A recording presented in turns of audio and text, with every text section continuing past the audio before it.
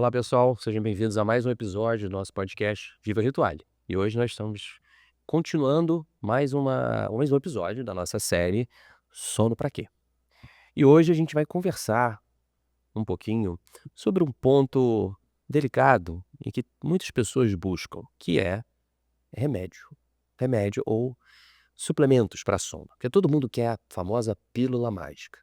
E com isso, hoje a gente está aqui conversando novamente com a doutora Gabriela, e nós vamos estender um pouco esse nosso papo, né, um ponto bem delicado, Sensível. muito sensível, né, medicação para dormir. Pois é, Dani, eu acho que esse é um ponto muito comum, né, ainda mais quando a gente tá falando de suplementos, porque é uma coisa que tá muito disponível, muito fácil, né, para as pessoas conseguir comprar, não precisa de receita. E aí eu queria que tu, como professor, né, de farmácia, farmacologia desse tipo de medicamento, de suplemento, falasse um pouquinho sobre qual que é o efeito na indução de sono, como que isso funciona. Uhum. Bom, medicação para sono, né, nós temos várias, temos bastante medicamentos que são clássicos utilizados hoje no tratamento da insônia. Um dos primeiros, acho que mais utilizados e as pessoas por vezes abusam do uso dele, né, é o que as pessoas conhecem, popularmente como Rivotril, o nome comercial, que é o clonazepam. É uma medicação, né, da classe dos benzodiazepínicos. Basicamente, eles, estimulam neurônios inibitórios do nosso cérebro e aumenta a parte inibitória, então eles são excelentes para induzir o sono. Mas como o próprio nome diz, eles são bons indutores do sono, não aumentam o tempo de sono durante muito tempo. Qual o grande problema dessas medicações? Não só o clonazepam, mas como o diazepam, o lorazepam, que são outras medicações muito similares ali também dessa classe dos benzodiazepínicos. São medicações que induzem o sono muito rápido e às vezes a pessoa está estressada, está muito tempo sem dormir, usa aquela medicação e dorme, apaga. E aí depois ela começa a ver que o sono dela só acontece com a medicação. E igual o grande problema que a gente vê nos estudos, eles são excelentes em induzir ao sono, mas não aumenta a qualidade do sono. E um outro ponto é que é observado hoje já com alguns estudos interessantes na literatura científica, é que eles reduzem um tempo do sono muito importante, que é o sono REM, Rapid Eye Movement, né, a sigla de movimento rápido dos olhos, que é uma parte importante do sono para a consolidação de memória. E quando você reduz a latência do tempo de sono REM, ele prejudica a memória de longo prazo, aquisição de memória de longo prazo. E tem alguns Esse é um dos pontos de efeito colateral, efeito colateral. quando usa muito tempo da medicação, né. Exato, porque um dos pontos importantes é que esses são medicamentos utilizados para tratar insônia de curto prazo, né, a maior indicação deles é aquela insônia ali esporádica, um determinado período de tempo, mas tem que investigar qual é a causa daquela insônia, por que que o paciente não está E dormindo. aí a gente volta a falar o que a gente conversou no outro podcast, né, que insônia é um sintoma. Sintoma. Então se tu trata o sintoma e não trata a causa, muitas vezes o tratamento é incompleto e às vezes até prejudica, né, porque talvez tu Exato. não tá adereçando o real problema, né. Exato. E aí o que que alguns estudos mostram, que o uso prolongado dessas substâncias, às vezes por mais de 2, 3 anos, que ela não é feita para durar tanto tempo esse tratamento, acaba estimulando muitas vias inibitórias do cérebro, o que aumenta o risco das pessoas desenvolverem, demência, Parkinson e Alzheimer, doenças neurodegenerativas. Tem estudos que já mostram que o uso crônico desses medicamentos gera até atrofia cortical, ou seja, o cérebro encolhe, de tão inibido que ele fica, né. E aí posteriormente a ciência desenvolveu uma outra classe, né, a indústria farmacêutica desenvolveu uma outra classe de medicações, que tem um mecanismo de ação muito similar, que são os compostos Z, que é o Zolpidem, Zopiclona, Exapiclona, que são nem todos eles estão aqui disponíveis no Brasil, mas nós temos que é o Zolpidem, que é muito clássico, né, muito Uhum. utilizado hoje. Veio como uma proposta de uma promessa de que essas medicações não alterariam a arquitetura do sono. São medicações relativamente novas no mercado, mas o que a gente vê é que não é tão bem assim milagroso. Ele tem uma menor chance de causar dependência nas pessoas, porém também altera assim a arquitetura do Não é sono. bem o que se a gente vê também na Exato. prática, né. E tem pessoas que às vezes fazem uso abusivo dessas medicações. Nós mesmos já atendemos um paciente que fazia uso de 26 comprimidos por dia de Zolpidem. Então, pode ser uma medicação sim que a pessoa faz uso. Uma das coisas que é bem relatado até mesmo na prática, né, por colegas, amigos que são especialistas na área de sono que recomendam às vezes o uso de Zolpidem, até mesmo de pessoas próximas que já usaram o Zolpidem e não foram dormir. E é isso que é o grande problema, porque o Zolpidem pode causar alucinação nas pessoas e a dificuldade de aquisição de memória anterógrada. Ou seja, a pessoa entra em um estado de amnésia, não sabe o que está acontecendo, e aí faz ligações, compra, sai de casa, fala com outras Episódio pessoas. de compulsão alimentar Compulsão à alimentar noite, não lembro. e sem saber o que aconteceu. A pessoa tem uma amnésia completa.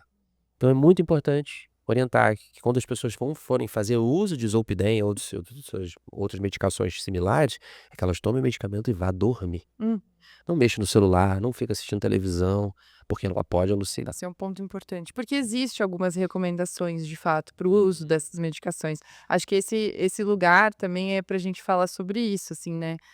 Existem alguns pontos de indicação, Sim, mas isso não é para ser feito a longo prazo, e eu acho que o principal é entender qual que é a causa por trás disso. sim. O que eu vejo com muita frequência, que eu acho que é um ponto grande de discussão, é que, por ser um remédio, tanto benzodiazepínicos quanto Zolpidem, que muitas vezes o uso começa como um SOS, né, de uso eventual, Uhum.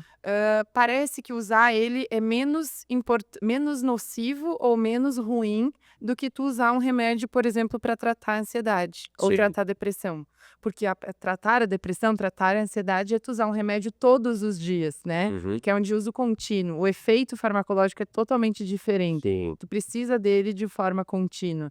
E por existir muitas vezes esse preconceito da pessoa não achar que precisa, ou não achar que ou que isso vai usar todo dia vai causar dependência, muitas vezes o que eu vejo no consultório é as pessoas optar por usar um remédio indutor de sono SOS, que daqui a pouco já nem é mais tão SOS assim, Uhum. já vira todo dia, às vezes já vai criando uma certa resistência, Sim. e muitas vezes o transtorno de humor, que é uma grande causa de De insônia, insônia. ele não está sendo tratado adequadamente.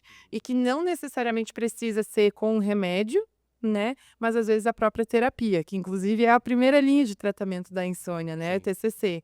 Então, assim, o que eu vejo uma grande confusão é isso, assim, que eu acho que a gente pode falar um pouquinho mais sobre isso. Perfeito, perfeito.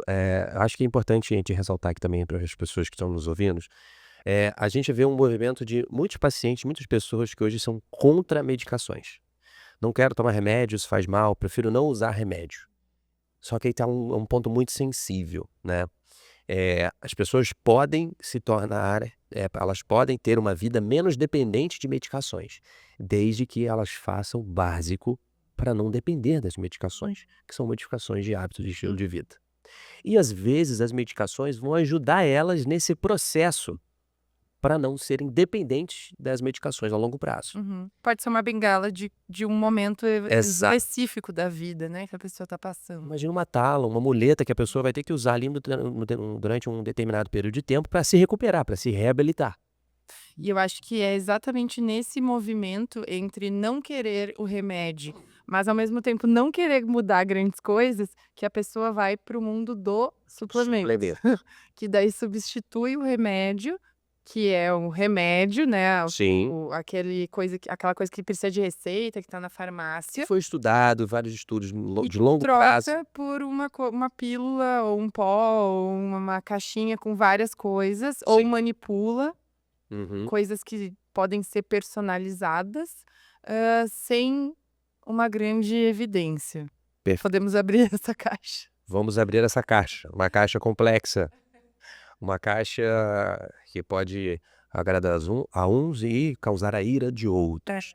Bom, mas o que a gente está falando aqui é sobre ciência, né? E também a qualidade de vida das pessoas, que é, acho que, o mais importante de tudo, as questões éticas. Então, eticamente falando e cientificamente falando, nós não temos nenhum composto não medicamentoso, ou seja, ou nenhum suplemento natural que tem comprovação científica robusta de que, de fato, aquilo melhora o sono da maioria das pessoas que fazem uso.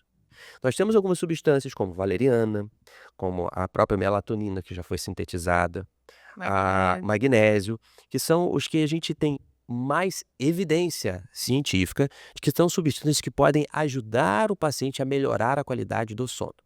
Mas, mais uma vez, eu sempre falo isso nas palestras, falo para os pacientes, você também, a pessoa não usar medicamento para tratar o sono, mas ela se torna dependente de um chá ou um suplemento para dormir, é a mesma coisa. Hum. Achar que tomar melatonina é isento de efeito colateral, tomar magnésio, tomar valeriana é isento de efeito colateral, é uma falha, é um erro, é uma falácia.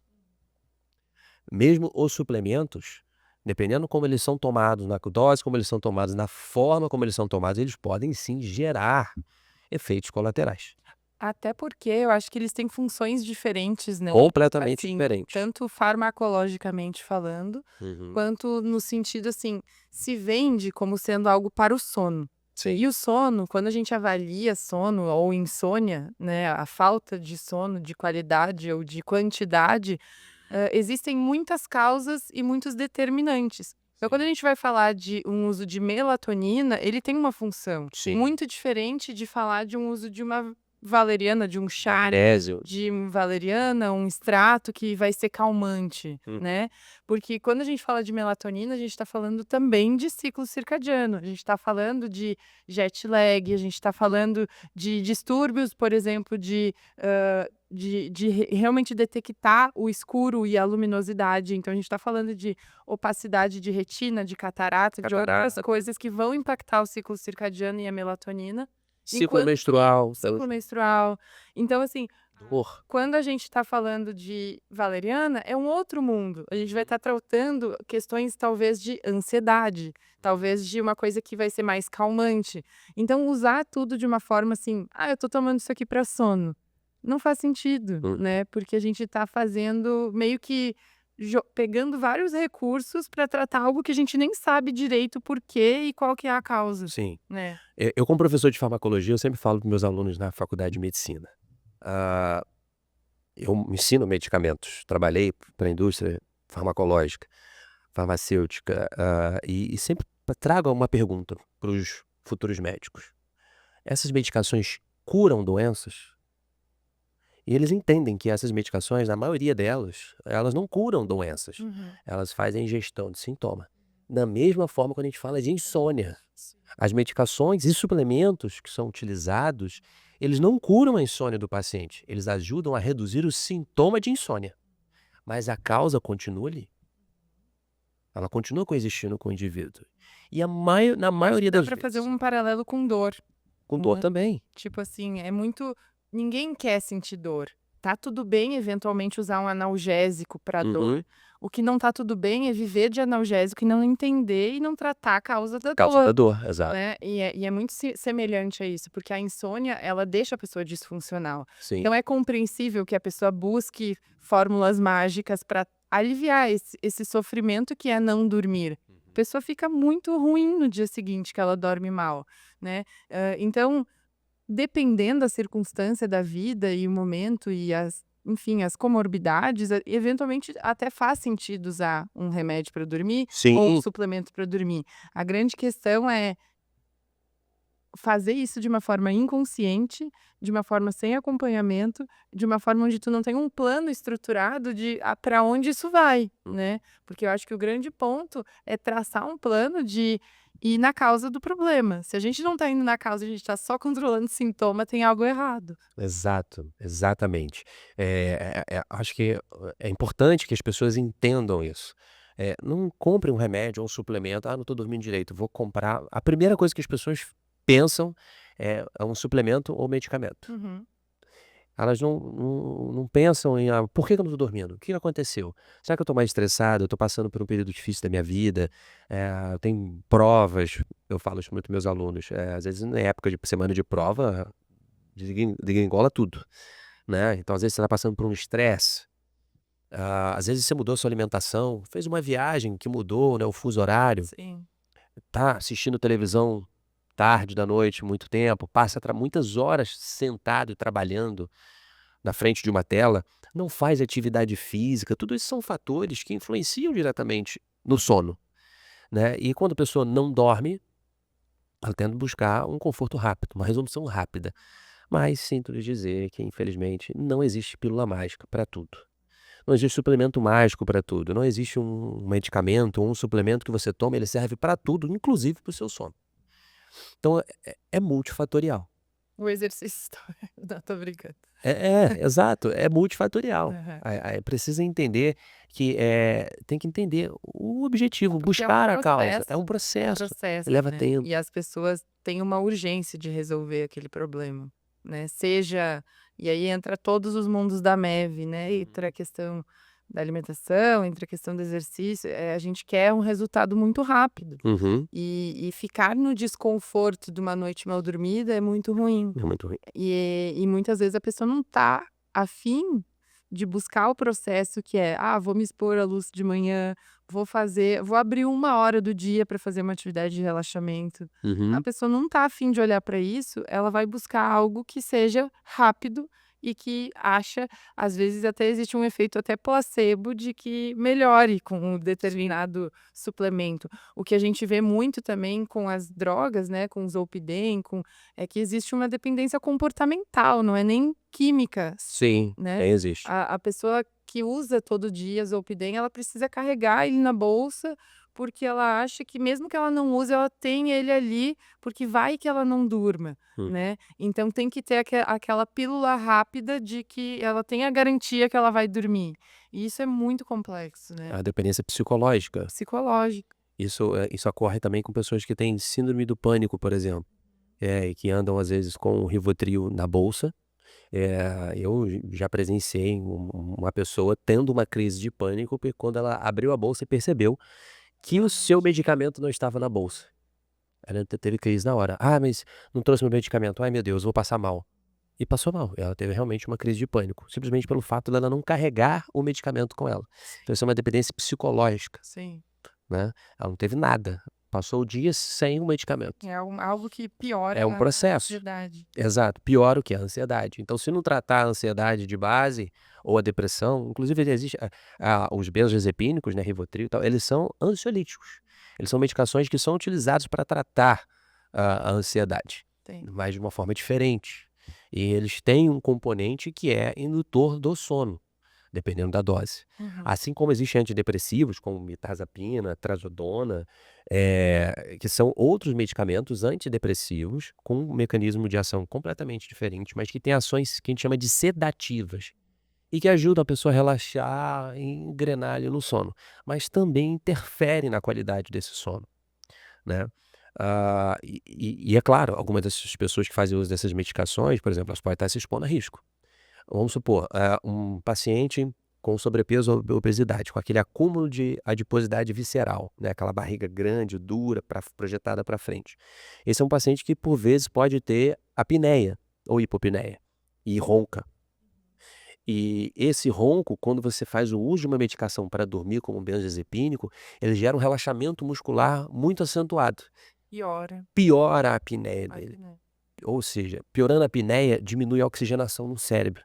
Se diminui a oxigenação do cérebro, o sistema nervoso simpático, que regula batimento cardíaco, pressão, etc., ele vai ficar mais ligado para tentar acordar a pessoa durante a noite para ela respirar. E às vezes a pessoa acorda dando aquela respiração profunda e tal. Isso é o seu organismo liberando um gatilho para te acordar, para você respirar, para você oxigenar o seu cérebro. Só que sob o efeito dessa medicação, você não acorda. A saturação de oxigênio no sangue pode ficar mais baixa por maior tempo. Isso acaba exigindo mais sistema cardiovascular, aumentando o risco de um infarto, de um derrame. Ou seja, é uma bola de neve, É né, uma porque bola de neve. assim, a gente não sabe o que que começa e por onde começa a tratar. Por isso que é importante, eu acho, assim, quando o assunto é sono, é muito importante uma avaliação completa de saúde, né, Sim. tanto da parte metabólica, quanto da parte de transtorno de humor, Uhum. de ansiedade, de depressão, de outras desvios de cérebro. Septo, sim. E nisso não é nem uma especialidade ou outra, é uma equipe multidisciplinar. Às vezes é avaliação com fono, às vezes é avaliação com Otorrino. físio, otorrino, parte metabólica, ou seja, existem muitas possíveis causas e às vezes a gente quer encurtar o problema, quer resolver o problema de uma forma muito rápida e a gente está passando por cima de pontos que são muito importantes, né. Uhum. Às vezes porque uma coisa leva a outra, né. Então, às vezes, a gente pode daqui a pouco estar começando a ficar num humor mais ansioso porque está dormindo mal, e não ser a ansiedade a causa da insônia, Uhum. né. Então, daqui a pouco está tendo insônia por uma causa de desvio de septo, Sim. entende. Então, como isso é complexo, porque uma coisa interage e leva a outra, e o mais importante é a gente ir tirando essas camadas, né, eu acho, para entender de fato Sim. por onde começar. Porque eu acho que a grande dúvida das pessoas é: beleza, não é para usar remédio para dormir, mas assim, o que que eu faço? Por onde eu começo? Uhum. Eu vou trazer um exemplo, bem prático de uma paciente que eu acompanhei. Ela veio para mim com questões de insônia. E ela tomou Zolpidem durante muito tempo, e ela, quando viu um documentário, ela decidiu parar de tomar o Zolpidem por conta própria. Ela recebeu a prescrição do seu médico, mas ela decidiu parar por conta própria.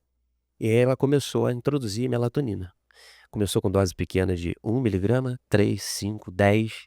Quando ela chegou para mim, ela já estava tomando mais de 100 miligramas de melatonina por noite para dormir. A melatonina não vai ter o mesmo efeito do Zolpidem, né. Só que essas doses cavalares de melatonina que ela tomava, a gente não sabe o que que isso pode gerar no corpo. "Ah, mas é um suplemento", mas a gente não sabe. O nosso cérebro, para induzir a gente a dormir, libera uma quantidade na glândula pituitária, uma quantidade na casa de picogramas. É 0,1, 2, 3, 4 casas para trás de melatonina para a gente dormir. A pessoa estava tomando 100 miligramas. Não, e É uma fora a quantidade. diferença que, assim, uma coisa é o que a gente produz, é a mesma coisa do alimento, uma coisa é o que a gente absorve do alimento, outra Sim. coisa é o que a gente toma de fora de uma coisa produzida. Uma melatonina produzida, ela vai ter o tempo de meia-vida, que é diferente da melatonina que a gente produz, que é o tempo que ela leva para atingir a concentração pela metade, que a gente metaboliza. Então, Uhum. vai saber o quanto tempo isso fica durando no organismo, a gente não sabe. E essa hiperestimulação de melatonina em excesso no corpo, em doses suprafisiológicas, ou seja, acima do normal que o nosso corpo produz, a gente não sabe o que que isso pode gerar. Ainda não temos Esse é estudos sobre esse isso. é o grande problema dos suplementos, né. Exato. Esse pode ser um outro podcast, Exato. porque isso entra nos suplementos do sono, mas entra em todos os outros, né. Existe uma grande questão que é: não existe um órgão que fiscaliza e regulamenta o que é vendido como suplemento, Uhum. nem dentro de uma farmácia de manipulação, nem dentro de uma empresa já instituída. Então, assim, fora a gente não ter estudos de risco e de segurança, a gente não tem fiscalização. A Sim, gente não sabe se de fato o que a gente acha que está tomando é o que de fato está lá. de fato. E aí o que que foi interessante, é que essa paciente, ela melhorou como? Foi um processo de 6 meses, ela começando a fazer atividade física, mudando a alimentação, fazendo terapia e começou a meditar. Nisso tudo, ela trabalhando, né, todos os pilares da medicina do estilo de vida, nesse processo de 6 meses, ela foi acompanhada por um especialista e foi desmamando a melatonina. Foi tirando aos poucos, porque também não pode parar do nada. O cérebro já está Outro condicionado. problema é, eu vejo uma urgência de: "Tá, entendi, eu não quero mais nada". E não funciona assim, o cérebro fica condicionado, é químico o processo muitas vezes, né. Recebemos uma Precisa desmamar, de literalmente. mamar, e é um processo, né. A gente já recebeu uma paciente aqui no Rituale, que ela faz uso, na verdade, de Rivotril há 40 anos para dormir, Uhum. tomando 50 gotas. Uma dose, e ela fala que não quer mais tomar, mas ela falou: "Já tentei". Eu falei: "Como? Você foi no seu médico para ele te orientar?". "Não, parei por conta própria, mas tive que voltar logo". Mas o cérebro dela já está acostumado há 40 anos a tomar aquela quantidade, desde jovem, aquela quantidade absurda de Rivotril. Então não se pode tirar da noite para o dia, tem que ser feito um acompanhamento e um desmame longo, mas de forma sustentada, acompanhada por um especialista. Hum, Isso é fundamental. é. Isso é um ponto fundamental. Então é importante também, acho que aí também a ideia do nosso papo aqui hoje é justamente trazer esse tipo de orientação para as pessoas que estão nos ouvindo. Para elas entenderem que quando você fala de medicação e suplemento, não é só você ir numa farmácia, hoje vou comprar um suplemento ou um remédio para dormir. Você tem que procurar um especialista, porque às vezes isso pode fazer mais mal do que bem para você. Uhum. E sono é algo que é muito negligenciado pela Muito. maioria das pessoas. Inclusive pelos próprios profissionais de saúde, né, por isso que é tido como: "Ah não, mas é só uma insônia, é só uma questão, é pontual", assim. Subvalorizado. É muito subvalorizado. E eu acho que por isso que isso ainda, é difícil, né. Eu acho que fica difícil ter essa orientação por parte do profissional de saúde, muitas vezes, e o paciente, por ter acesso fácil, muitas vezes fica encurtado esse caminho de buscar um suplemento, buscar uma coisa que resolva rápido aquele problema. Gabi, se a gente pudesse dar uma dica para quem está nos ouvindo em casa, o que que a gente você acha que a gente poderia falar para eles pra gente Eu concluir? acho que o primeiro passo é reconhecer o problema, porque a gente negligencia ronco, a gente negligencia dormir menos de 6 horas, a gente acha que isso se der tempo a gente dorme, se não, não. A gente abre mão do descanso e do sono, eu falo sempre isso na palestra, porque eu acho que é um dos fatores na pirâmide de Maslow de necessidade básica, é ter um bom sono, Uhum. e é o primeiro que a gente abre mão se a gente tem muita demanda, se a gente está sobrecarregado, né. Então o primeiro ponto eu acho que é reconhecer se a gente está tendo impacto no sono, seja de sono insuficiente, seja de qualidade, seja se a gente está acordando muitas vezes, para então buscar um especialista, Uhum. seja um médico clínico, seja um médico do sono, mas abordar alguém que dê valor para essa queixa, né, para fazer essa avaliação completa, tanto da parte laboratorial, a parte porque assim, de novo, suplementos, magnésio, a galera usa magnésio Tudo. para tudo.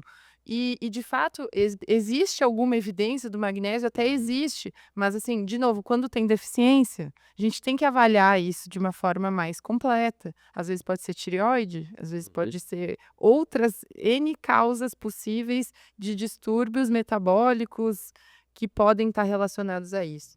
Então, eu acho que fazer essa avaliação, não necessariamente aquele médico vai resolver o problema, mas vai poder talvez direcionar Uhum. para uma avaliação de otorrino, uma polissonografia, avaliar a qualidade do sono, os estágios do sono, né. Eu acho que esse é o primeiro passo, né.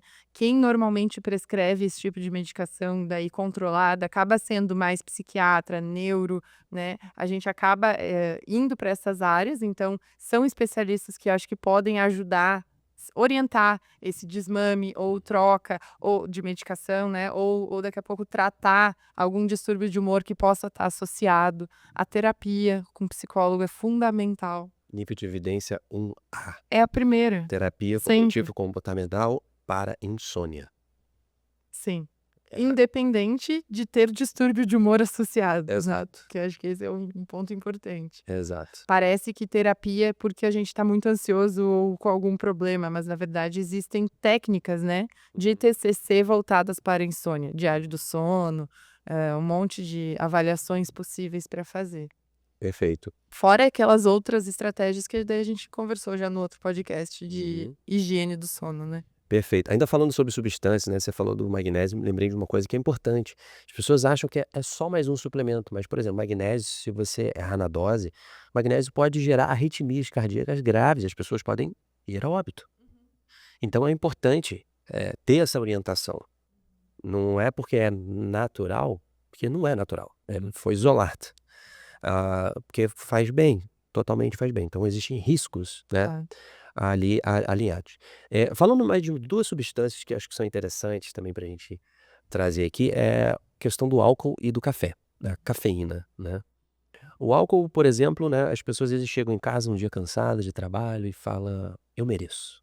Eu mereço uma tacinha de vinho, uma latinha de cerveja, que isso aqui é excelente para me ajudar a dormir, Relaxar. relaxar", né. E de fato o álcool ele tem um mecanismo de ação igual, muito similar aos benzodiazepínicos, ao Rivotril, clonazepam, ao diazepam e etcétera. O efeito é muito, muito parecido mesmo. Só que, o que acontece? O álcool, ele é uma substância que ele induz o sono rapidamente, mas ele fragmenta o seu sono. O seu sono fica mais superficial. Ele, como tem propriedade diurética, ele vai fazer você levantar várias vezes à noite para ir ao banheiro, né, até porque ele é uma substância que possui calorias vazias e extremamente tóxicas para o seu organismo. O seu fígado vai trabalhar muito. para eliminar ele. Então ele induz ao sono, mas ele perturba a qualidade do sono. Então álcool para dormir é péssimo. Das escolhas que você pode fazer, é péssimo. Porque ele não vai melhorar a qualidade do seu sono, ele vai piorar a qualidade do seu sono. Piorando a apneia também, se ela Piorando a existe. apneia, exato. Até porque ele causa um relaxamento muscular muito acentuado dependendo da quantidade, né? Então esse é um ponto. Outro ponto é o café. A, a cafeína, ela tem. Elas, por vezes as pessoas usam ela em excesso porque elas têm noites de sono ruim. Então eu vou usar o café para me manter acordado durante o dia para trabalhar, e toma café até tarde, e isso atrapalha o seu sono. E isso vira uma bola de neve. Eu não durmo bem, tomo café para ficar acordado, esse café que eu tomo para ficar acordado em excesso, isso vai atrapalhar o meu ciclo de sono seguinte. E isso se repete sucessivamente. Então, o importante da questão do café também é os horários que você vai tomar café. Café em quantidades excessivas e uma qualidade ruim, ele é péssimo para a saúde gastrointestinal, ele vai ser péssimo para a sua saúde cerebral, porque ele é um antagonista, né? Ele bloqueia os receptores de adenosina, que vão sinalizar para o seu cérebro que você está ficando cansado durante o dia. E o que acaba acontecendo, que você bloqueia esses receptores que estão dizendo para você parar, que vão ajudar a liberar mais melatonina também no seu cérebro durante o dia, porque a melatonina ela não dá um pico, ela vai sendo liberada ao longo do dia conforme a luz do dia acaba, Uhum. né? E isso vai atrapalhar toda a arquitetura e estrutura da indução do sono. Então, dicas para quem gosta de café e não quer parar de tomar café: reduza a quantidade de café.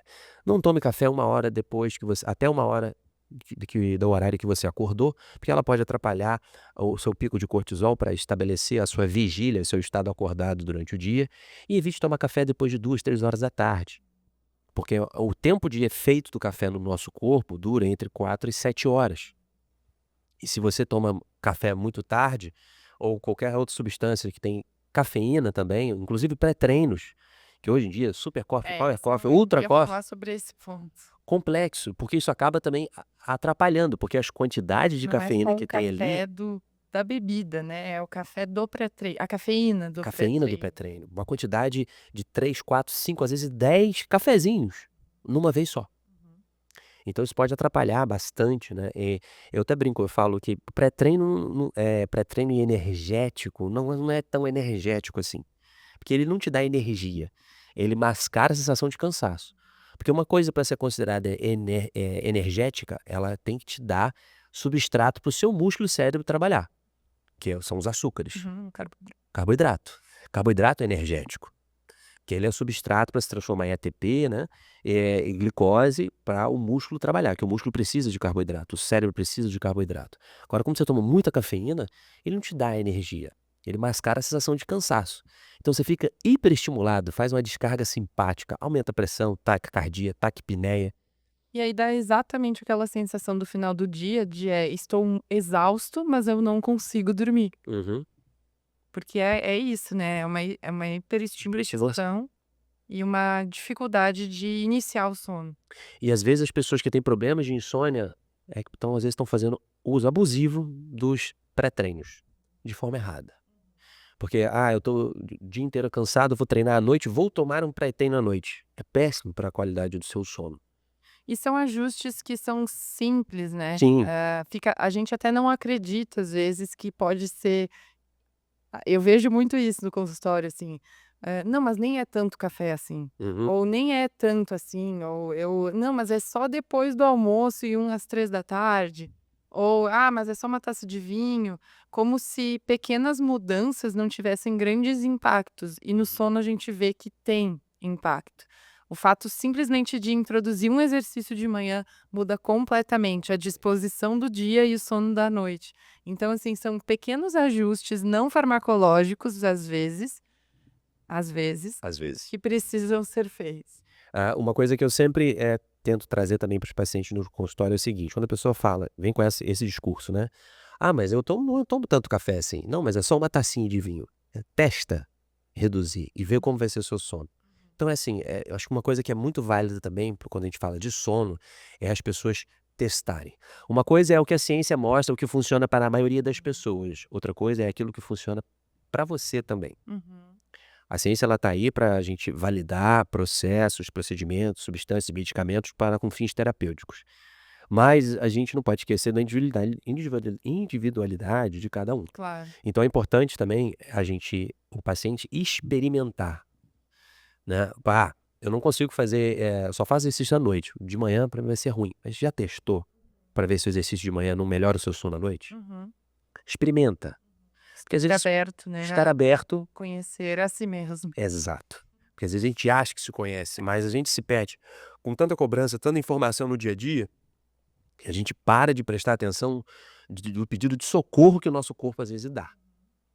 Quando os pacientes vêm aqui para o Rituale, eles começam, às vezes, a se conhecer. É. Porque aqui eles se desligam, né, às vezes, do mundo externo, das obrigações que tem lá fora, e começam a prestar atenção no que seu corpo está pedindo. Uhum. E o que é. E eu acho que essa é a grande chave, né, é trazer consciência para si mesmo com abertura. Porque, assim, o que a gente vê aqui é a experiência, por exemplo, sem o café, né, um dos exemplos. Sim, Muito diferente de eu falar no consultório: "Não tome café", sim. porque a pessoa não necessariamente vê valor naquela orientação. Uhum. É o que eu falei, não acha que tem tanto efeito assim, e a vivência disso aqui, a vivência, por exemplo, de 7 dias aqui sem, ela tem insights que eu não preciso falar nada, ela traz os insights. Sim. Então, assim, se abrir a experimentar, diminuir, ficar sem, ver as relações, tenta caminhar de manhã, tenta abrir a cortina e se expor à luz do dia cedo, 15 minutos, e ficar longe de tela. Tenta fazer pequenas mudanças. Se a pessoa realmente está disposta, né, a se conhecer, eu acho que muitas coisas partem desse insight, da Sim. experiência, né, não Experiência. do ouvir e achar que já tirar conclusões. Perfeito. É se permitir. É. Acho que a palavra que poderia encaixa bem permita-se experimentar, permita-se descobrir, né, o que faz sentido para você, o que funciona para você para melhorar a qualidade do seu sono. Bom, acho que para a gente concluir, o que a gente conversou aqui, primeiro, medicação de sono não é vilã. Medicação de sono é um instrumento extremamente importante para o processo para você melhorar a qualidade do seu sono. Porém, ela tem um intervalo, um período de tempo para ser utilizada, né? E para você não se tornar dependente dela, a gente precisa investigar o porquê você não dorme, o porquê as pessoas não estão dormindo. E aí precisa de uma avaliação completa, minuciosa, por vários profissionais da saúde, né? Procure um profissional, um médico que lhe dê importância a isso, para tentar entender o porquê. Então, a medicação para dormir, ela não é vilã. Hum. Ela se torna vilã a partir do momento em que a pessoa usa de forma não prescrita, não orientada.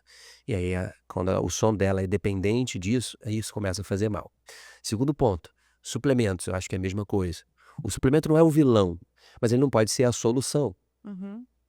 Como você disse muito bem, a insônia é um sintoma. Então, precisamos buscar o porquê as pessoas não estão dormindo, né. E acho que por fim, é estimular as pessoas que estão nos ouvindo a buscar fazer primeiro uma higiene do sono. Comece a fazer pequenas mudanças no seu dia a dia, uma de cada vez, escolha um lugar, por onde começar.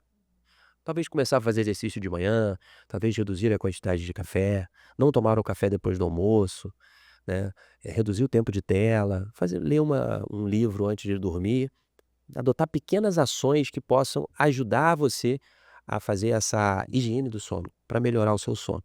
E aí a partir disso, preste atenção no tempo que você dorme, quanto você dorme, e se você está precisando de um socorro, que não tem jeito, não consigo dormir, procure um especialista. Eu acho que o grande ponto é trazer consciência mesmo, tanto do impacto de um bom sono ou da falta de sono na nossa saúde e trazer consciência para si, se a gente está vivendo algum problema com isso e buscar ajuda certa, né?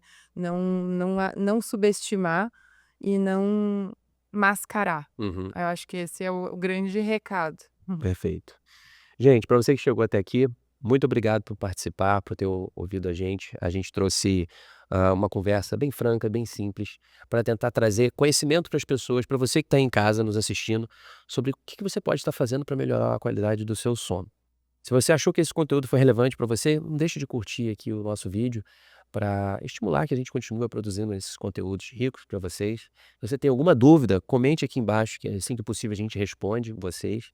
E se você acha que alguém precisa ouvir um pouco mais sobre isso, alguém que já faz uso de medicação para dormir há muito tempo, encaminhe esse vídeo, que eu acredito que ele pode ajudar muitas pessoas. Obrigado pela sua presença, obrigado por você estar aqui com a gente e nos vemos no próximo episódio.